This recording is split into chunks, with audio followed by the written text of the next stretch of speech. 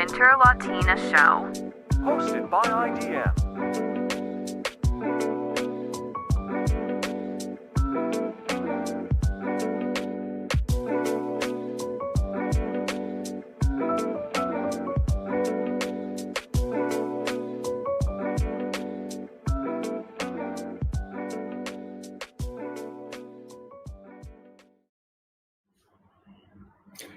And we are live. I'm starting everything else, but yeah, we are live. And I'm sorry, everybody, for a quick delay.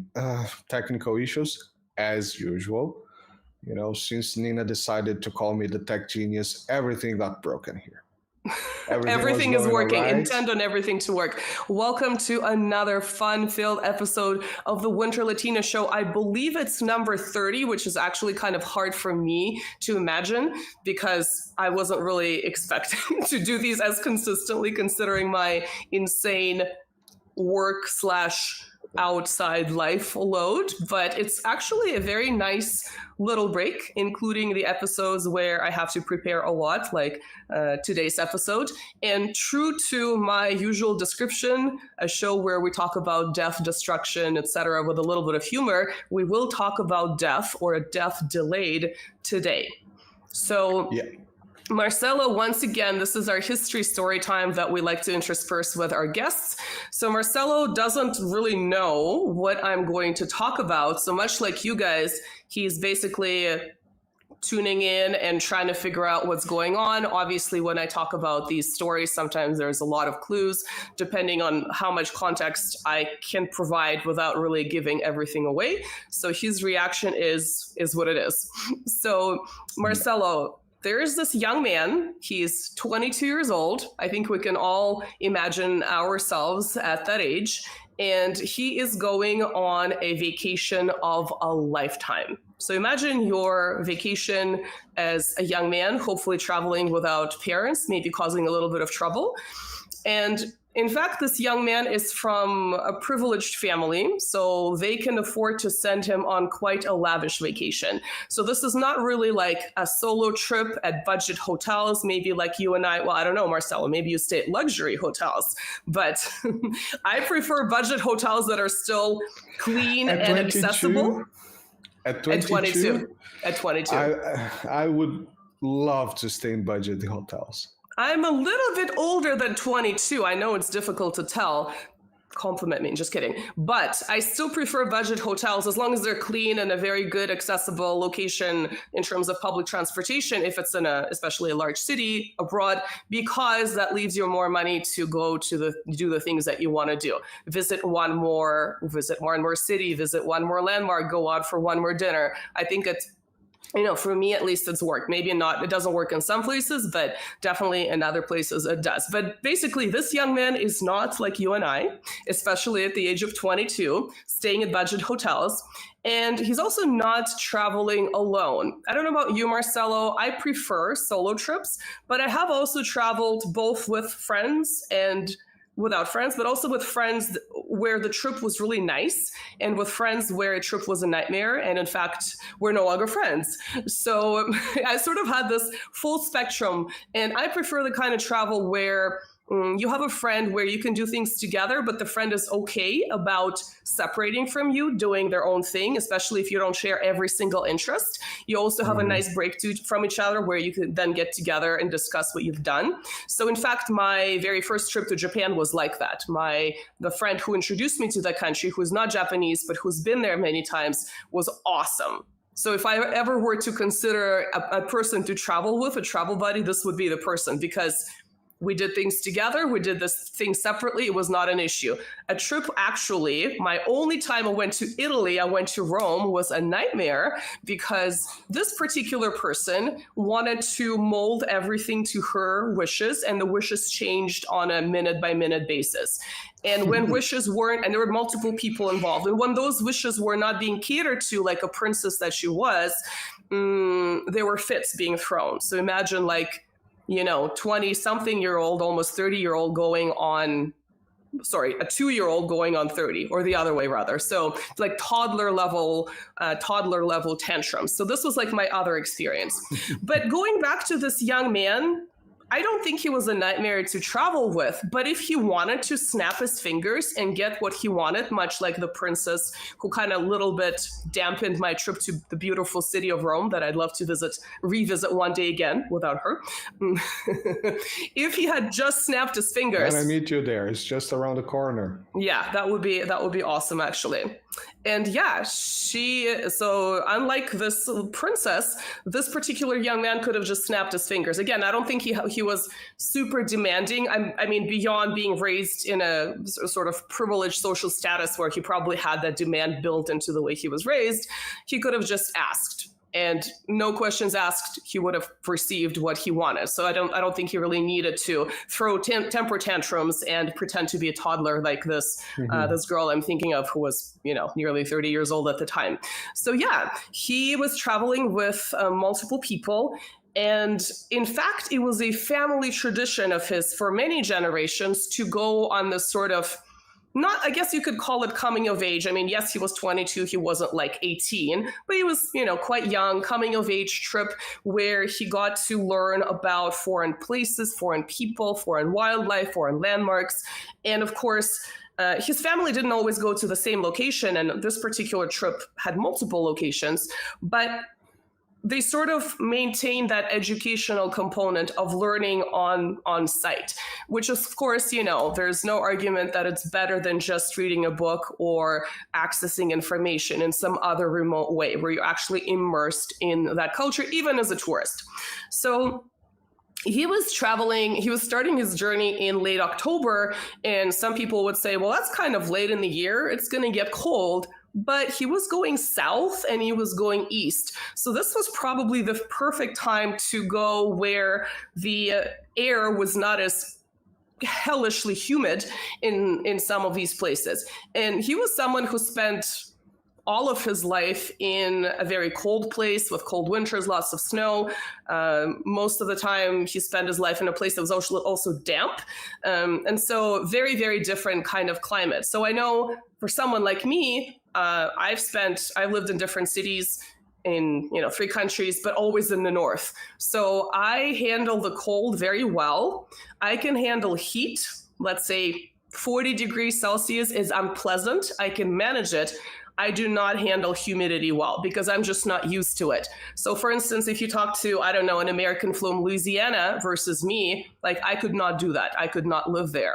I mean, maybe eventually people can get used to anything, but I know that handling dry heat is much easier for me than handling humidity. So in fact, this summer when I was on my brief trip to Japan, I felt like I was just being slowly cooked inside my own skin because the temperature was the same compared to where, I was traveling from, but the heat was humid, right? It was maybe like 50% humidity. So it was very difficult to handle even with hydration. And I mean, I knew what I was getting into was kind of like, that's the time I had to travel, but definitely not beneficial. So I can totally understand why this privileged young man would not travel, at the height of summer, and he'd go in late October.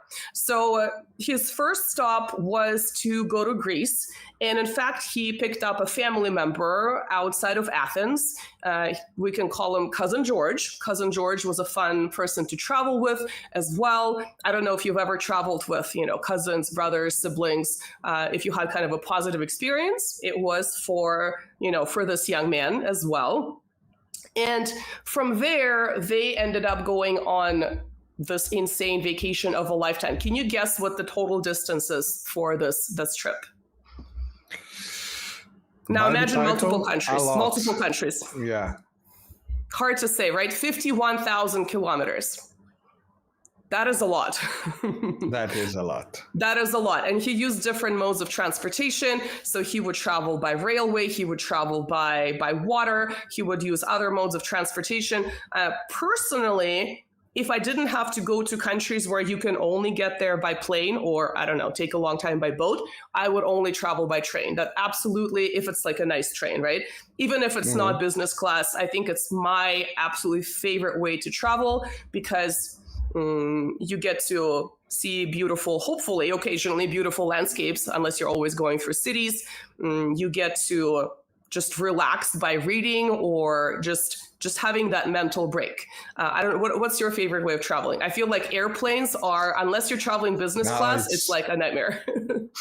Well, I've never been to business class in airplane, but yeah, I like trains.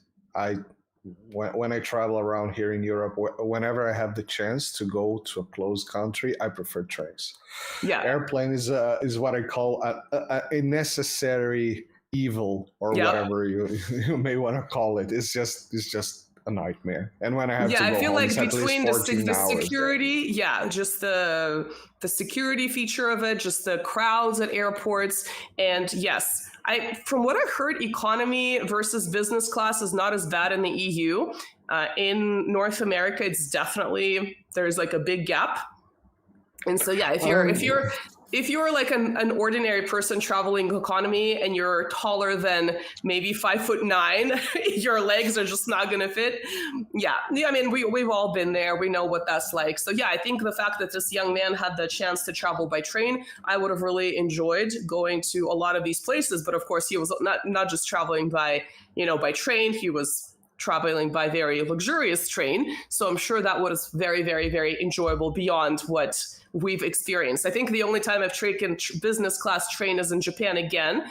Not recently, though, because it was very accessible to foreigners. Foreigners got to travel by business class very cheaply with the green cars. And it was very, very nice because it was pretty much empty. So it was like, there might be a couple of people there, but it's pretty much my train car. And you feel like, the queen of the world, basically.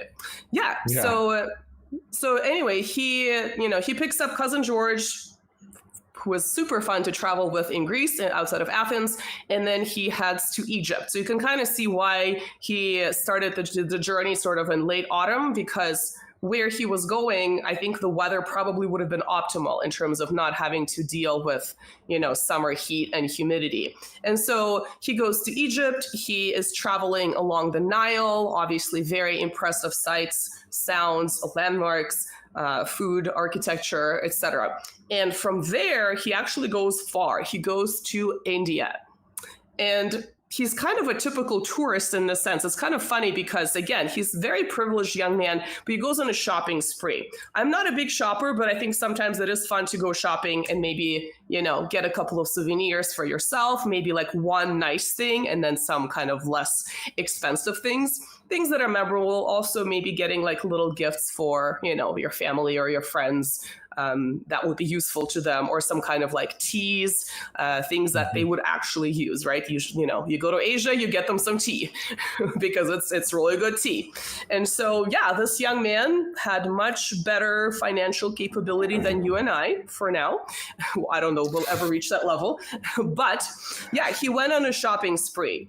So think of us buying souvenirs versus a privileged 22-year-old going on a shopping spree. He went on such a shopping spree that eventually some of the things he purchased in India ended up in museums. I've never been on that kind of a shopping spree. Yeah. Perhaps someday. Perhaps someday I will buy something that can end up in a museum, or maybe a private collection. We never know what's going to happen in museums from some years from now. Perhaps they're going to put my nice, Right, it's true. He used this thing.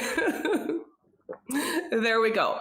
And in a way, he was, in addition to a shopping spree, he was also kind of a typical tourist because he really wanted to see the Taj Mahal.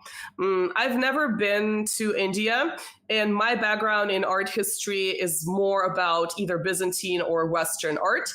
But I've kind of here and there learned a little bit about East Asian and South Asian architecture and art, nowhere near to the extent that a professional would. And so I actually had to teach a little class on the Taj Mahal, very, very short class. And so I've learned that it's the reason why it's so striking is that it's a very symmetrical building. And we know that the human eye perceives symmetry as very beautiful. They say human faces that are symmetrical. Obviously, they cannot be fully symmetrical. It just looks weird. It looks like AI took two parts of the face and kind of splashed them together. But those would be the faces considered beautiful. So naturally, a building that's deliberately done symmetrically, the gardens, right, the rest of the architecture is going to be considered beautiful. It's also also built of white marble. I mean, that's a obviously very expensive way to construct a building, but the way that it interacts with sunlight changes depending on the time of day that it is. So for instance, like in the morning, from what I understand, correct me if I'm wrong, it could be like a really beautiful light pinkish hue. And then it's just stark white in the middle of the day. And then closer to sunset, golden hour, it has this beautiful golden hue. But from what I understand, in the last few decades, because of the air pollution, the building started losing this brilliant white color. And I think the Indian government has been really intervening because it's not just an Indian landmark, it's like a World Heritage Site. They sort of try to cut down pollution to the point of like closing factories around it and not letting people park there. Again, correct me if I'm wrong, this is what I read. And it's supposedly helped a little bit. But anyway, back when this young man was traveling, he didn't really have to deal with anything of that nature. And the building was beautiful white marble that would change color throughout the day. So it's definitely very striking. So from India, he headed to Sri Lanka, he headed to Singapore, and I was kind of thinking about Singapore. Again, I've never been there, but from what I understand, it's a place that's always humid, but it's the least humid around this time. Although from what I understand, its rain season is also kind of, maybe not the rain season, but it's more rainy at this time. But in terms of people not being able to handle like insane humidity, again, this probably would have been a good time to travel. From there, this young man, Cousin George, and everyone else he's traveling with, they go to Java, right? To the island in Indonesia that's super famous. Obviously, the landscapes are absolutely insane. Just again, going from a beautiful place to beautiful place is probably overwhelmed by all the sights and sounds, even as someone who's privileged. And from there, he goes to Thailand. And in Thailand, he spends maybe like about a week, and he's wined and dined by the leader of that country. Marcel, have you ever been wined and dined by a leader of a country? I haven't, not yet. That would be pretty fun, huh? For sure. I'm sure the level of reception of Thailand was pretty impressive. And again, all the wildlife, all the landmarks, beautiful nature, which is very much unlike, where he normally lives, was very, very striking to him. From there, can you guess where he would go from Thailand? Well, I would go up China and then... Yes. Ooh, look at you. Look at you go. It's working.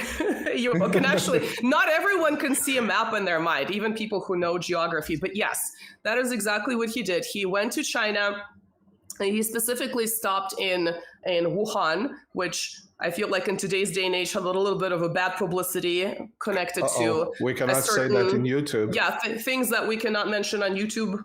An illness that cannot be named, but of course it's a city with a long history. It's a very large city, and at that time he was really interested in touring different parts of the city and sort of surrounding areas. He went to see just these vast tea plantations, which is very, very exotic. I've never been to a tea plantation, and I'm a huge tea drinker, maybe on par with being a coffee drinker. And so finally... I thought they came from supermarket bags, so... You know what? It's really funny because it's like when people ask you if you would drink, I don't want to name the brand, but it's kind of a famous brand that starts with an EG. And I can't... I don't interpret it as tea. Like it's like water. It's like how some Europeans call. I remember meeting this many years ago. This girl from Finland kept calling American and Canadian beer reindeer piss. Pardon my French. And so I think this is how Europeans interpret North American beer. Maybe like big brands, maybe not from small breweries. I feel like tea is kind of like that in the sense where these big brands and tea bags, they're so like just diluted and just tasteless. There are exceptions to this, of course, but it doesn't compare to drinking actual either leaves or, matcha, which would be a powder, right, in Japan. So yeah, I feel like if if you actually drink real coffee, you can't go to certain chains that are sort of I don't want to again mention the names, but I'm thinking of one in Canada, TH. It doesn't taste like coffee and it does nothing for you. So I kind of feel like that, right? So Coffee. I don't know if I'm a North tea America is not a connoisseur, good but I idea. definitely, yeah. So this young man was definitely interested in tea plantations and tea consumption. Yeah, so you're right. So he's in Wuhan, and he's really impressed by the vastness of the tea plantations, and of course China is really amazing. And finally, he sets off for Japan, which is part of our heading here. So you could have probably predicted this particular feature of the story. He goes to Japan. Can you kind of picture the map in your mind without Googling? Where would you go if you're going from Wuhan, China to Japan? Would you go to the south? Would you go south. to the north? Yeah. I would go to the deep south, which is probably the closest part to China. Exactly. So it's Japan kind of is like... kind of like this. Yeah. And so I don't know exactly. I'm not a marine navigator. I don't know how they have to kind of... Because on a map, it looks like it's a straight shot. So perhaps they had to kind of take something that looked a little more curved based on various factors, currents, et cetera, et cetera. But yeah, basically that was sort of the closest point. So this young man goes to the final point of his foreign, insanely long and amazing vacation. Now it's April, right? So he departed in October. We're now in April. So imagine how much time he spent in each place and just how much information he absorbed, how much yummy food that you and I are not eating today he's consumed, how much shopping he did, how many landmarks he saw. Yeah, it's just like a sensory overload, I would say. Like, to me, it's almost like if I had the money, this would be too much. I would maybe focus on 3 things here and I'll be like, all right, next time. This is on my bucket list, but I'll do it later. Yeah, and so yeah, I don't know. Maybe you could handle it, Marcelo. You did a 10-hour marathon live streaming. Maybe you could handle 12. 6 month, 12, even better. Congratulations. Maybe you could do. Was there? I know. Maybe you could do a 6 month or almost 7 month long trip with just the sensory overload. So yeah, you're exactly right. He goes to the southernmost tip of southwestern Japan, right? So he goes to the Kyushu island and he lands in Kagoshima.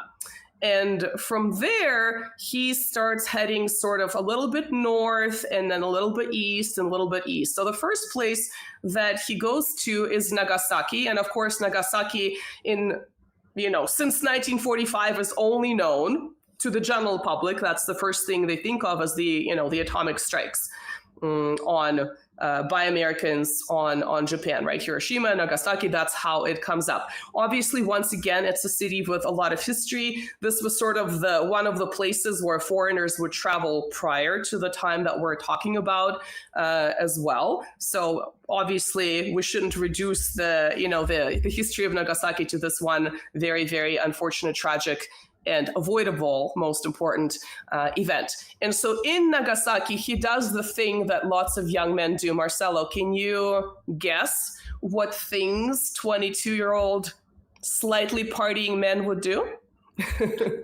He got fucked up. It's not, You're like, did he go out to meet some women? Did he go out drinking? Yeah, what do you think he did? Sake and What is another thing that young men, maybe in foreign countries, would do when they're being a little bit rebellious? Oh, for sure, getting in a fight. But what is something else that you would do? Maybe not you, but other people. For sure, when I was 22, the things that I would look for was fun, party, and whatever. Would you be partying and go out and get a tattoo in some random place? I wouldn't. I don't have any tattoos, but of course, we know lots of people in our lives who would be partying, especially if they're on vacation, and it's kind of fun to go and hopefully get a tattoo that shouldn't be removed afterwards. But this is what he did. He went out with cousin George, his party friend, and he got in Nagasaki, specifically in Japan. So he was being this typical 22-year-old. And of course, Japan is known for beautiful, beautiful, detailed, very particular style of art. Now, in sort of common parlance, I think prior to the recent few decades, it was primarily associated with the Yakuza, right? The mafia. I think in people's minds, this is what they think of. They think of people having full body tattoos, full sleeves, etc., but very beautiful art, right? And you can kind of probably picture, do you know the subjects of Japanese tattoos in traditional culture? No. Well, I'm sure like the fish, like you probably see in the koi fish, I've right? seen, of course, the fish, what we call carpa in Portuguese. In Portuguese, Yes, carpia, yeah. you know, carpia. Okay. The koi fish, usually yeah. you got the In Fuji. Russian, we call them carp too. Carp too. No, carp, comma, two. Carp. Okay. Yeah. So the Fuji mountain.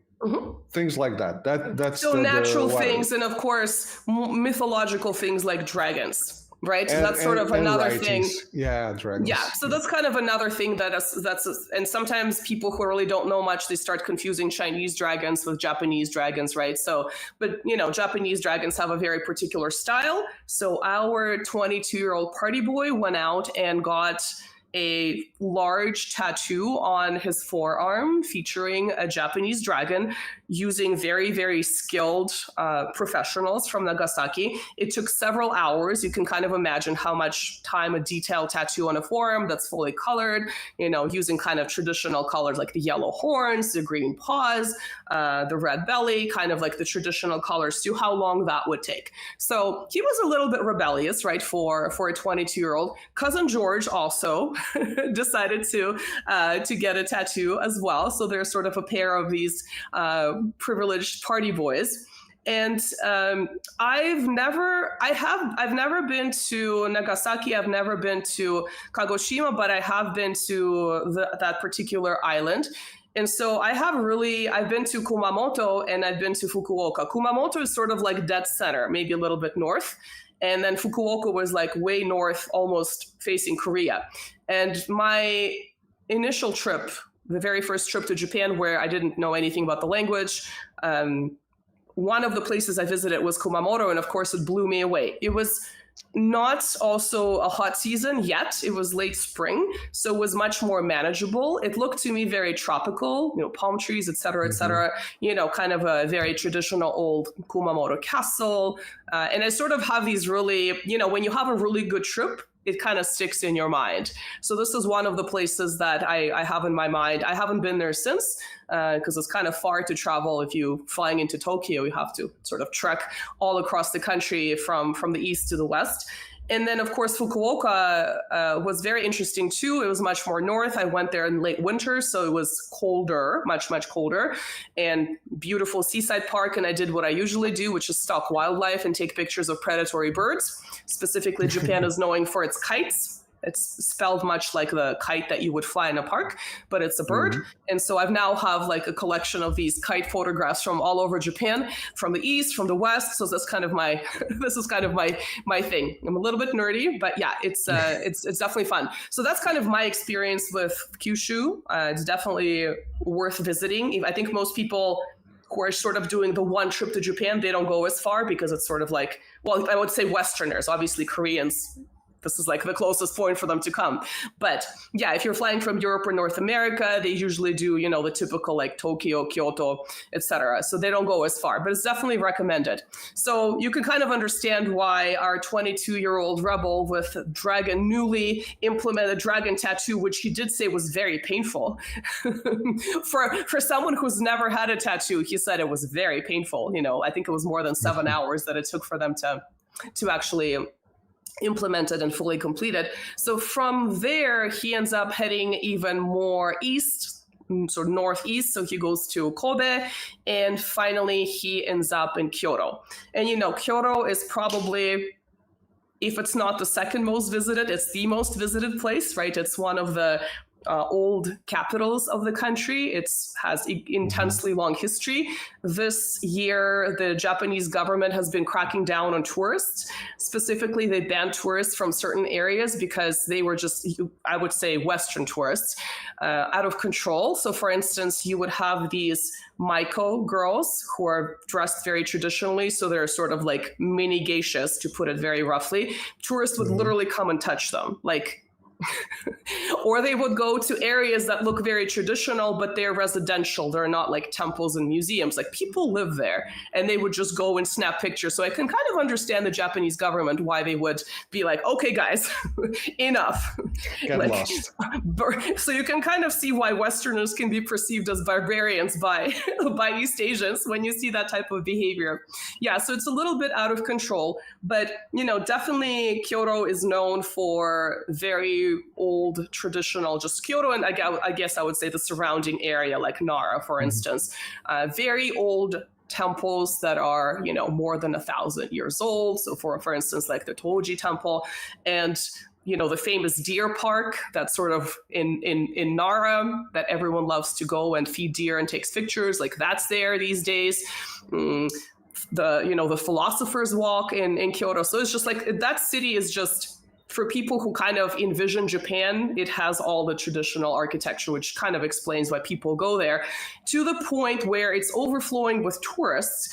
And I was actually supposed to meet my Japanese teacher, and she also works as an English-speaking tour guide. She got multiple tours added onto what she had, so she was unable to meet me. That's how insane Kyoto was this summer. So you can kind of see how the city has maintained its attraction for centuries. Obviously, these days it's foreigners from all over the world. And so Kyoto is also in a prefecture that's next to Kyoto is another city. It's kind of even today, I think it's maybe like less than 500,000 people. So, I guess it depends where you live. For some people, that would be really small. For other people, that would be still kind of big. I don't know. What about you, Marcelo? Yeah, for a Brazilian, 500,000 people, 500,000 people, it's small trying to get medium city. Yeah, and so of course, for an Italian perspective, it's a huge city. For an Italian perspective, it's a huge. Yeah, I guess if you compare it to smaller general cities, yeah. So these days, it's pretty big. It's actually the capital. How Japan is divided into prefectures, and so it's actually the capital, I believe, of the Shiga prefecture. I really hope I'm not mispronouncing that, even though I should know my Japanese. And the city is called Otsu. So the reason our young, rebellious, newly tattooed friend and cousin George, his I guess his permanent partner in crime, cousin George, went to Otsu when it was much smaller, is because it's really close to Japan's largest, I think it's the largest freshwater lake, called Lake Biwa, and it's a very beautiful lake. So these days, people do the same kinds of things that you would do in a large lake. You can go on a bike ride around it. You can go hiking. I have a particular rock star that I follow because I'm kind of plugged into the Japanese music scene. He loves to go fishing there. So when I'm looking at his Instagram, when he's not touring and pleasing the crowds with his quasi-metal screams, he is fishing. He's fishing on Lake Biwa, and apparently it's a popular pastime for people. Obviously, I'm assuming you can go swimming somewhere there. But yeah, it's very similar to, I've actually always wanted to go, and I keep missing going to that particular lake. But anyway, this is what our young, privileged, newly tattooed friend and cousin George were doing. They were only on a day trip. Now today, to go from Kyoto Station, I believe, to Otsu probably takes like less than 15 minutes, like super quick on a train. At the time when he was traveling, it took longer because this, happened a while back. And it was still, though, enough to be able to go there and come back within the same day to go on a day trip to check out the beautiful nature. And so, imagine you're out. It's, I guess it's like early May. So Japan in early May, sort of sakura just bloomed.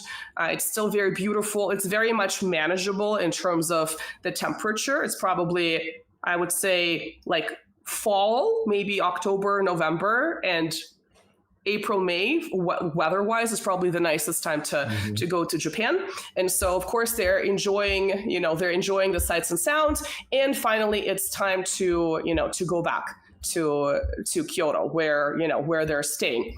And all of a sudden, one of the policemen accompanying this group of people, so this young man, Cousin George, and everyone else traveling with them, gets out a weapon. He gets out a saber and starts striking our friend, our newly tattooed friend, in the face. Oh, wow. And yeah, they're like out of the blue. And this is where Cousin George became very, very useful because he saved our friend's life. He actually had a cane, a walking cane for, I guess, their little hiking trip. He ended up stopping the blows, preventing further blows of this very sharp sword, essentially, by using the cane. And at this point, the Japanese policeman, obviously, when he was stopped, his name was Sanzo Tsuda. He just takes off, right? Like, he failed. He did not manage to strike our friend in the face sufficiently to kill him. He's been, Cousin George came to the rescue. Thank you, Cousin George. the tattooed cousins, right? And at this stage, the rickshaw drivers that were obviously taking them around, they ended up chasing after policeman Tsuda, and they ended up catching him. So he's now tackled. And our friend ended up with a 9-centimeter long scar on his face. So that's about 4 inches or so. So it's actually pretty big if you think about a facial injury. Obviously, all the important parts of the face were luckily avoided. He ended up being treated. He was taken to Kyoto. He was actually taken to the palace that was there. He was treated. He didn't really suffer. This didn't end up being sort of obviously a life-threatening injury, but he did end up suffering headaches for the rest of his life from this injury. Yeah, so I mean, it was a pretty serious situation. I think if Cousin George did not interfere, our rebellious 22-year-old Tsar Nicholas II, before he was a Tsar, he was a prince. He was an heir to the throne. He would ascend the throne 3 years later. I don't think he would have ended up ruling Russia, and history would have been possibly very, very different. So, Marcelo, could you tell that I'm talking about the future Tsar, the last Tsar of the Russian Empire? Well, you just spoiled the rest of the story. I don't know why you did it. No, I mean, I had no idea. I saw the thumbnail that you made, and I was like, all right, there's some royalty on that, and some dude. And I was like, okay, I'm not going to Google this. Last time I did this, I kind of spoiled the rest of the story Googling for me, and it's funnier to get surprised at some point at story. And I had no idea, but yeah, I could tell it was some royalty, but I thought it was more related to Japan. While you were talking about, I was like, is this some British royalty? Because he came all the way from Greece. Cousin George was actually Greek/Danish royalty. So thank you, Cousin George. Thank you, Cousin George, for saving, or maybe not thank you, because as much as I mentioned this many times, as much as I empathize with the fate of Nicholas II as a person, especially his family, I would say his family, especially his children, no questions asked. He was a very weak ruler. I think he was very sort of head in the clouds, idealistic, just who knows. It was the sword injured, you see? Yeah, it was the injury. This was before CAT scans. We don't know if he had some kind of brain damage, right? Yeah, had headaches. He did, yes, exactly. I mean, it was a serious enough injury to get headaches. So, but possibly there was some other injury that we're not aware of, because this was 1891, right? So this was before the age of CAT scans. We don't really know how far the injury went. The bomb. Yes, exactly. Yeah. So I think you can now tell why this young man was so privileged.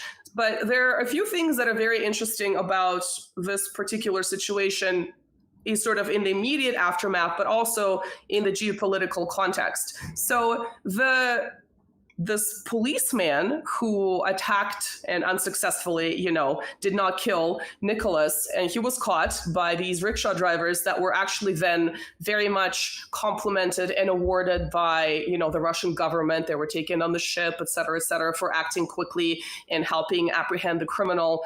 But to this day, they don't really know what the reason for that was, because when you first kind of hear about it, you think it must be a politically motivated attempt. But if you actually start looking into it, there are all kinds of theories. Now, of course, political motivation is one of them, but they talk about he was deranged, which I think is kind of an easy explanation. They talk about his hatred of foreigners, which, I mean, possibly.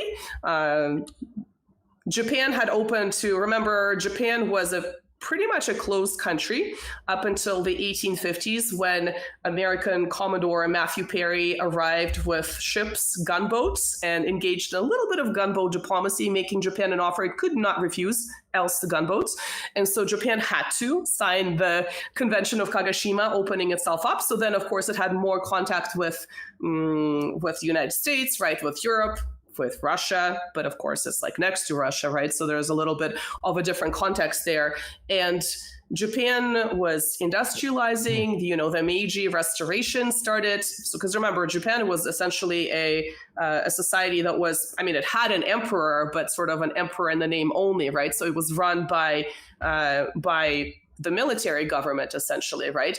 And so the imperial restoration started in the latter part of the 19th century, where there was not just an emperor who just happened to be an aristocrat. It was an emperor who actually had political power. So this is sort of the general context here. And in fact, when the emperor realized that the heir to the Russian throne, the only heir to a throne to visit Japan in the recent past, was attacked and almost killed, he hopped on a train and he at night, and he personally came to visit Nicholas, the future Nicholas II. This was Emperor Meiji, and Nicholas was himself accompanied by a Japanese prince, right? He was accompanied by Prince Arisugawa. I don't want to mispronounce it. So he was accompanied by members of, highly positioned royal family. But the fact that the emperor was like, holy shit, this is not good. And, just thinking about the Japanese hospitality, generosity, propriety, when there is an assassination attempt made, you obviously want to sort of make things as go well as possible. This made me think of the Slovakian assassination attempt on Fico, because it's I don't want to make like too many parallels here, but I think we can make some parallels, because I haven't seen any recent articles, but the idea of, is it derangement or is it a politically motivated attack has been floated about too. Of course, me with my tinfoil hat, I think other things can be used as an explanation, but on the surface, the explanation is very, very similar. It's like a lone attacker. The lack of protection provided in each of the cases, here for the leader of Slovakia, here for a foreign guest traveling with a prince from Greece and Denmark and a local Japanese prince. And of course, he's the heir to the throne, not having sufficient protection. It was very embarrassing to the Japanese government, of course. So that I thought was an interesting parallel too. Obviously, the survival of both assassination attempts as well, I thought was a kind of an interesting parallel. But the other parallel, of course, is international relations, right? So Fico has been kind of this black sheep in the EU, trying to mend relations with Russia, kind of speaking out against the Ukrainian war. In the case of Russia and Japan, now obviously the circumstances in late 1800s were different, but basically Japan was industrializing and slowly beginning to expand. It'll go into Korea very shortly. By 1905, it'll be like, hello, Korea, you're ours. Russia, of course, also was very prominent in the Far East as well. And in 1891, unlike 1904, 1905, when Russia lost a war to Japan, Japan did not feel strong enough to have a military confrontation. So at that point, Japan, of course, preferred diplomacy. So that's a huge fuck up for diplomacy when you have, again, the first heir to a throne that's about to ascend. You know, he ascended in 1894, so they knew it was coming, you know, soon. That's not a good way to to mend relations and improve diplomacy by having your citizen, you know, try to assassinate essentially this leader because you didn't provide enough protection, because there was some kind of an oversight, because this man was deranged, maybe he was acting for political reasons. So yeah, it was hugely embarrassing for them. But yeah, it's really interesting to look at it from that international relations perspective, where just 14 years later, Japan kicked our butts, right? It was industrialized enough, and Russia had its own problems. You can sort of talk about Nicholas as a Tsar, even engaging in this type of warfare. All kinds of issues were relevant. We talked about this when we did our episode, you know, the death of the Russian samurai, because it was in the context of the Russo-Japanese War. I was about to say that. I know. It's like, all I do is Russia and Japan. It's like, next time we'll do Austria. Yeah, you guys are not paying attention to the channels. We had that. You got me when you start saying about the dragon tattoo, because we already said that in the channel before. Yes. You guys are not paying attention. You guys on the Pay chat. attention. There are clues in the channel. There are Easter eggs. Easter eggs, yes, exactly. Yeah, so I think it's really interesting how quickly Japan ended up industrializing and actually felt strong enough to have a confrontation with Russia, which was considered not just a major sort of European empire, but also a major military that has had multiple victories. It had won, you know, the Russo-Turkish War, for instance, of 1877, 1878. So it kind of had that reputation as well. So to kind of crush not just an army that's perceived as European by the Japanese, but also an army that has this reputation, I mean, that was very impressive, not so impressive for Russia, right? And yeah, it's kind of interesting how quickly things developed. But at this stage, Japan was choosing the peaceful path, right? The path of diplomacy. So for Nicholas, this wasn't just a fun vacation. Obviously, it had that component. It wasn't just education, but there was that diplomatic component. And actually, another focal point, which happened after this attack, he ended up going to Vladivostok, Russia, because that was sort of the official opening, the Trans-Siberian Railway. That went all the way across the country. I mean, that was a major feat, because you consider how huge the Russian Empire was. It's sort of a little bit late, as you know, in terms of industrializing. It was Stalin who really launched that process. But cities were industrialized, and of course, the railway was built. Again, they were smaller railways throughout Russia, in sort of the European part of Russia. So this was like a huge feat. And that was the purpose. One of the ultimate focal points for Nicholas to go is to observe the launch and sort of the celebration of the railway in Vladivostok, where he did go. He did cut his trip short, although the Russian government accepted all the necessary apologies by the Japanese government. So on the surface, there were no hostilities. They thought they did enough to capture the criminal. Eventually, they sentenced him to death, and then they commuted his sentence to life. But he actually ended up dying of an illness. So he never really served much time in prison for this assassination attempt. He just ended up dying.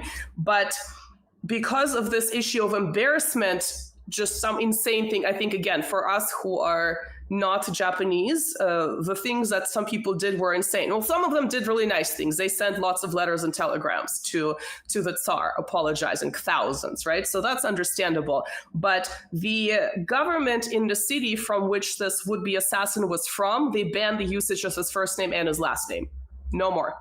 So, I mean, I guess in European culture back in the day, there was a sort of like maybe a curse on a name for doing something awful where you no longer want to use the name. So perhaps it is comparable in some ways in kind of a more traditional thinking. The other thing that was going to happen but did not happen, the city of Otsu was going to change its name because it's too embarrassing to be mentioned in the news of the time as this is the place where we almost, slaughtered with a saber to the face the would-be heir to, the Russian throne. Ultimately, they did not end up changing the name. I'm glad they kept the name. It's actually kind of an interesting part of history now. It's, as I said, now it's sort of like a city of just less than 500,000 people. It's still very close to the lake, so it's a really nice place to go to. I've never been, but like I said, I do want to go to that lake. And so it's definitely on my list, maybe for my 8th trip to Japan. Yes, I know it kind of sounds terrifying. 7 trips to Japan. But so that's another thing. And another crazy thing that happened is that one woman who read the news and realized, just like a random woman, realized that Nicholas would be the second was cutting his trip short, even though the Japanese government did all these gestures. The emperor himself came to sort of try to damage control. She ended up, I don't want to use the language, she ended up her throat in front of the kind of Kyoto government buildings. And of course, when she died, everyone praised her for being very patriotic. I think for us in today's day and age, it's kind of hard to understand because this wasn't like, it's like a very weird protest over that type of issue. Like it's not a war protest. Like it's, I don't know, it's kind of extreme. And it wasn't like, oh, we lost the battle, so we're gonna, that's more understandable for Japanese culture. This particular thing, when I read it, I was like, oh, she's just some random woman just decided to very harshly take herself out as an apology. Random.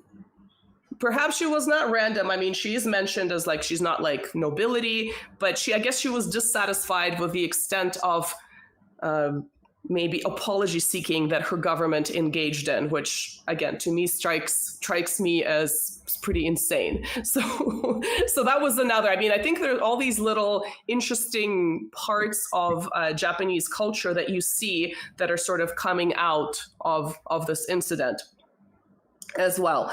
And I think just a kind of a fun pop cultural thing is the issue of tattoos, because now I think today they're probably, at least in North America, Canada, I don't know about Europe, more people seem to have at least a tattoo or be very covered in tattoos than not to have. At least like when I go to the gym, I'm probably the only person between the ages of 18 and like 85, because there's I see tattoos on much like grandmas, right? And so I think it's interesting because remember, tattoos went from being a few decades ago, at least in Russia, was kind of only associated either with sailors or the prison system. I think in North America too, people thought of tattoos as being America as well. Yeah, only prison. I mean, these days in Korea, from what I understand, South Korea, tattoos are illegal. So you kind of have to go into like an underground parlor to get one. They're not illegal in Japan, but definitely surprising. So if you see like one of my favorite rock stars who goes fishing at Lake Biwa, he's covered in tattoos from head to toe. In North America, this would be, he's just another tattooed guy with like neck tattoos on his arms. In Japan, it's like, I'm sure they think like, holy shit, he's such a rebel. Yakuza. I know. I don't know if they think he's a Yakuza, but I think it's like he's a rebel because really not as many people have them. So it's still sort of like being accepted. But the thing that you get from people who have more conservative traditional thinking in North America, maybe in Europe, is that tattoos are very sort of low class. And I think I have 0 tattoos, but I think when you read about Nicholas and cousin George, Prince of Greece and Denmark, getting tattoos, it kind of disproves the idea that tattoos are low class. You have these you have other examples too of essentially not just aristocrats, but royalty getting tattoos because it's cool 100 and something years ago, right? So I kind of feel like personally, again, I have 0 tattoos, but I feel like if you're going to judge people, that's kind of like one of the dumber things to judge them on. Like, oh, they're so low class because they have sleeves. I feel like there are other things that you can judge them on for people who are sort of conservative minded. I know it sounds very basic, but you still hear it a lot. Yeah. And I am kind of a socially conservative person. And so that's why I'm sort of in this world a little bit. And to me, it's just like, of all the things, right? Like, this is just so stupid.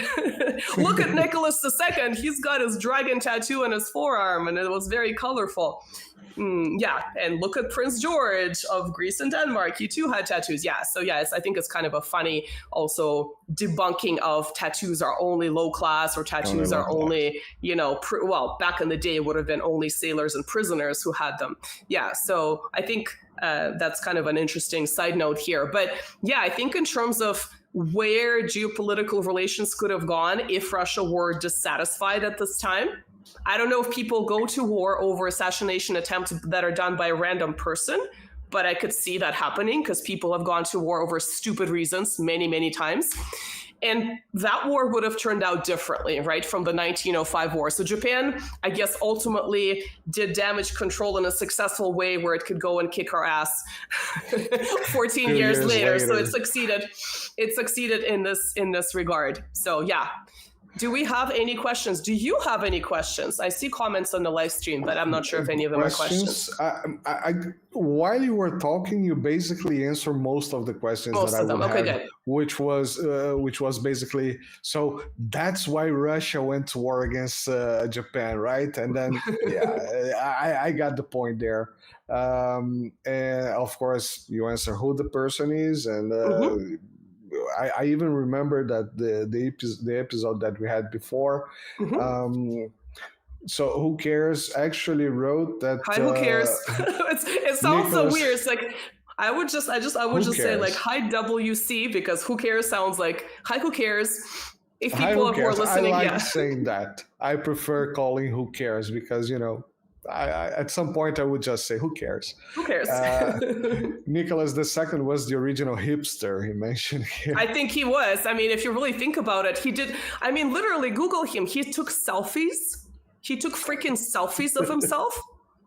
Yeah, there are pictures of him swimming freaking naked. He's actually in pretty good shape. I mean, I have to say, not a fan of Nicholas. He's very, very well built from the back. I think he literally could be described as the original hipster. It's really kind of funny to think of it in this way. He would kind of dress up in a weird way. Remember, they did the 300th anniversary of the Romanov house, and they all dressed up in kind of like traditional Russian, more sort of not European influenced fashion, but Russian fashions with furs and stuff like that. So if you look at those photographs, I mean, they're beautiful. Definitely not the way the royalty would have been dressing at the time. But again, it's kind of like hipsters dressing up weird fashions, dragon tattoo, swimming butt naked, literally taking selfies. Yeah, he definitely is. he was more concerned about, maybe those things than actually buying tea, right? Buying tea in China. I mean, who knows if it was tea? He definitely went to a tea plantation, but we don't know what else he did there, right? This is like China in the opium wars period. Or post-opium wars. Yeah, so who knows? But he definitely seemed to have more, again, kind of non-political interest, which is completely fine for any other aristocrat or a civilian. But I mean, dude, you're a leader of a country. Like, it just kind of shows. Put some clothes on. Put some clothes on, right? Now the search for Nicholas II swimming naked is going to be one of those butt naked, literally butt naked is going to be one. Nicholas II selfie. Yeah, that's a good Twitter post. Yeah, we should do it. We should do all the hipster things. Yeah, and credit who cares, all the hipster things that Nicholas II did. And of course, there are all these Nicholas II fanatics in the West because they specifically seem, the Bolsheviks killed them. And of course, the Bolsheviks are bad. Therefore, we're only going to focus on this, even though there are like a ton of regime changes examples where Tsars and kings were removed by violent means. Their families were sometimes removed too. It's very awful, but it's not unusual to get rid of the leader and their family. So when people really focus on this, they get very emotional about Nicholas. And I feel like you need to put this into perspective and just say it's happened many times under different ideologies. It's very unfortunate, but it's not unusual for leaders to have that happen to them when they lose power. So yeah, I think people get very, very attached to Nicholas in this sense. So I think if I were to call him a hipster, I'll probably get a lot of hate, but maybe that's a good thing. It'll get lots of reposts. So For sure. Yeah. for sure. And Who Cares also said that thankfully he couldn't release P. Anderson tape. right.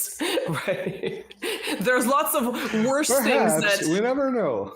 Nicholas, You never know. Nicholas, if Nicholas were alive today, he'd be doing worse hipsterish things. I mean, he probably, he's got his little beard. He'd probably grow it out more. He'd probably wear like a man bun or something like that. Wear like a lumberjack shirt with his dragon tattoo, like sleeves rolled up. Yeah, I think I can totally see. Yeah, I'm sure there are photoshops of him floating around looking like that anyway. So we're probably not even saying anything new by making this funny comparison. Yeah. Yeah, that's true. So everybody, guys, remember, so we have a small change in the channel, and this is QR codes. So for Brazilians, this is a QR code for the IDM channel where you can pix. North Americans and Europeans will not understand what a pix is, and Brazilians will, so you can pix here. And Nina has a Buy Me a Coffee over there somewhere, QR code. And remember, Nina will eventually Nina introduce coffee. memberships. Marcelo has memberships. I've yet to introduce them because I am a little bit busy these days, but we'll get there. So I just had a 12-hour. I still have not recovered from that. Still have back pains and everything. it was a masochistic punishment of your own doing. But I think it's a fun idea, and I think it went well, at least in my sleep-deprived state, drinking coffee between, 3:30 to 5:30 a.m., and then I couldn't fall asleep at all, even though I had worked the 14-hour shift prior to that. Yeah, I think it's a fun idea. I think it was the less formal factor to me was interesting. Yeah. I don't know what the viewers thought, but I think it's kind of a good, different thing to do occasionally. At some point, it was hijacked by Brazilians, so the idea was to have everybody from around the world, and we even had. We saw Carl Ja was in an accident, so we couldn't have him. I was right? about to say that exactly. I wrote him.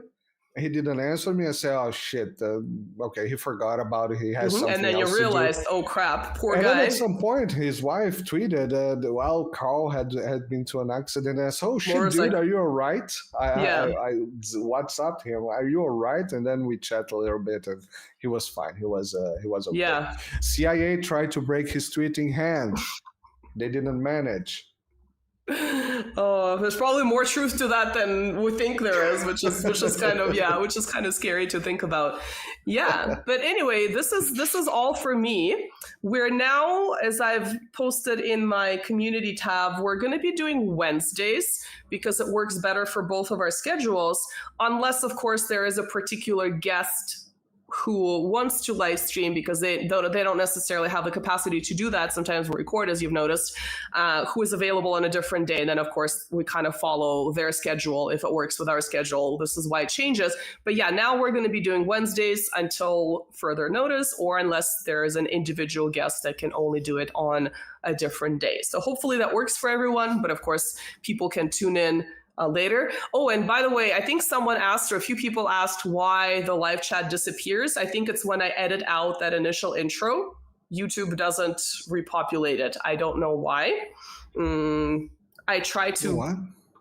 So you know how when you don't edit the initial wait period for these lives, the live chat shows up after they're over. However, when I edit it out, it's gone and it says live chat replay is not available for this video. There's I'll teach you later. Is there a way to turn it back on? Because I couldn't find it. So you have to allow it before.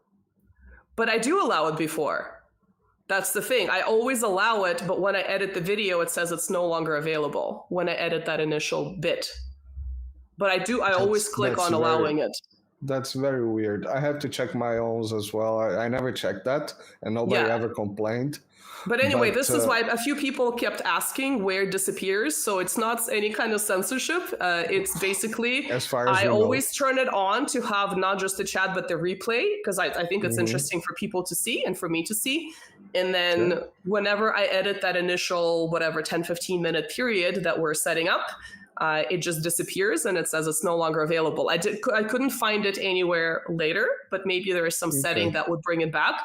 But perhaps because I kind of thought it would be attached to the timestamps in the video. I don't know how it works technically. So one thing that I know for sure is that if you, instead of putting so youtube.com/live / the video hash, instead of putting live, you put watch. You watch the video, but it does not have the replay on it. The chat maybe replay on it. Interesting. Okay, I'll see if that makes a difference. But anyway, that's one thing that I know.